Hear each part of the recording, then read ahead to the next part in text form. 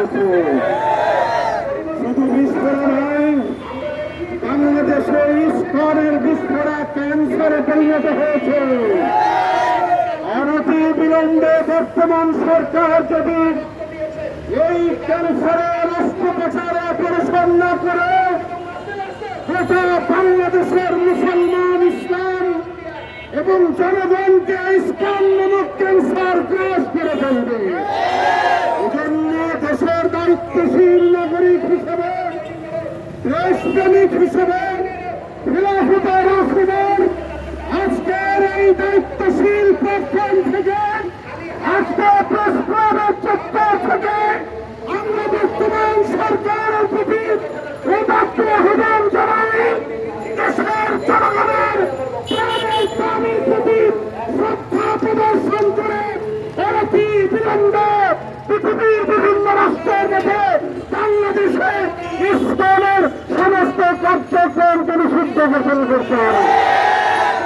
সংগ্রামী সাথী বন্ধুগণ, আমরা দেখেছি বিগত ফ্যাসিস্ট সরকার 16 বছরে বিগত অসংখ্য ওলামায়ে কেরামের বর্জনা করেছে। কথা থাকছে না, অসংখ্য আলেমকে দণ্ডবিধি করিয়েছে। দেশের ধর্মপ্রাণ, দেশের দেশপ্রেমী আলেম সমাজকে বিভিন্ন সময় বিপদ জমিরা বিভিন্ন সন্ত্রাসীরা পাকিস্তান দিয়েছিল। একজন আলেমকে গ্রেপ্তারের পরে আমরা দেখি নাই পাকিস্তান সরকারের পক্ষ থেকে কোন বিবৃতি এসেছে। কিন্তু আমরা অত্যন্ত দুঃখের সাথে লক্ষ্য করলাম যখন এই সংস্থার এই চিন্তায় কর্মচারীরা গ্রেপ্তার হচ্ছে, হবে ভারত কিন্তু তার পক্ষে রাষ্ট্রীয়ভাবে বিবৃতি প্রদান করেছে। ভারতের বিবৃতি শুনে হয় বাংলাদেশে এই প্রথম কোন হিন্দুকে গ্রেফতার করা হলো, এই প্রথম কোন ব্যক্তিকে গ্রেফতার করা হলো। এর আগে বাংলাদেশে আর কোনো গ্রেফতার হয়নি। ভারতকে আমরা বাংলাদেশের দায়িত্বশীল মুসলমান হিসেবে অনুরোধ জানাবো, আবেদন জানাবো, ভারতের যে ভূখণ্ডগুলোতে মানবাধিকার লঙ্ঘন হচ্ছে, মানুষের উপর নির্যাতন করা হচ্ছে, অন্যায়ভাবে মব লিঞ্চিংয়ের মাধ্যমে মুসলমানদেরকে হত্যা করা হচ্ছে, সেই সমস্ত জায়গায় নজর দেওয়ার জন্য বাংলাদেশের মানুষ এদেশের স্বাধীনতা রক্ষা করবার জন্য যথেষ্ট।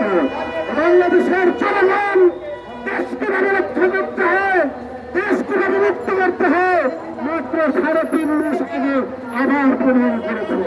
বাংলাদেশের জনগণ দেশ বিরোধী, দেশের স্বাধীনতা সার্বভৌমত্ব বিরোধী, ইসলাম মুসলমান বিরোধী, দেশের উন্নতি অগ্রগতি বিরোধী একটি এজেন্ডাকে বিনা চ্যালেঞ্জে ছেড়ে দেব না। আমরা দায়িত্বশীলতার সাথে বলতে চাই, গত কিছুদিন আগে আমরা প্রেস ক্লাব চত্বরে ইসলাম বিরোধী মানববন্ধন করেছিলাম। সেই মানববন্ধনের ভিডিও ফুটেজ দিয়ে ভারতের বিপদকারী গণমাধ্যমগুলো আমাদেরকে জঙ্গি আর সৌদ্রবাদের ট্যাগ লাগানোর চেষ্টা করছে। আজ গত 3 দিন আগে শহীদ সাইফুল ইসলামকে জঙ্গি কায়দায়, সন্ত্রাসী কায়দায় নির্মমভাবে হত্যা করবার মাধ্যমে এটা প্রমাণ হয়েছে এদেশের সন্ত্রাসী কারা, দেশপ্রেমী কারা। সমস্ত সন্ত্রাসী গোষ্ঠী তার জবাব এবং শুধু বিশ্বের গ্রেপ্তার নয়, সমস্ত ইসলামের কার্যক্রমকে নিষিদ্ধ না হওয়ার আগ পর্যন্ত এদেশের জনগণ রাজপথ ছাড়বে না। রাজপথে আন্দোলন চলবে, সংগ্রাম চলবে, রাজপথে ইসলাম এবং দেশ বিরোধী ষড়যন্ত্রকারীদের বিরুদ্ধে বিভিন্ন ধরনের কর্মসূচি চলবে। প্রয়োজনে আত্মরক্ষার মাধ্যমে রাজপথকে রঞ্জিত করে হলেও ইসলামকে বাংলার ভূমি নিষিদ্ধের ঘোষণা এই দাবি আদায় আমরা করেই ছাড়বো ইনশাআল্লাহ। এই খেলাফত আসলে বাংলাদেশের আজকের এই কর্মসূচিতে অংশগ্রহণ করেছেন সকলকে ধন্যবাদ জানাচ্ছি। সম্মানিত সাংবাদিক ভাইদেরকে ধন্যবাদ জানাচ্ছি, বন্ধুদেরকে